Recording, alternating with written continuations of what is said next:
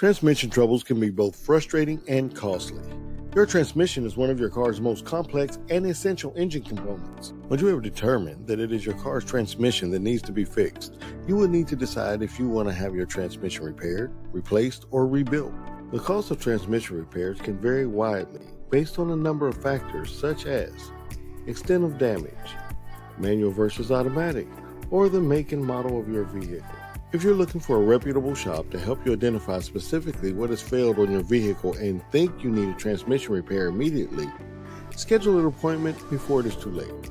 A transmission rebuild is where the entire transmission is taken apart and inspected.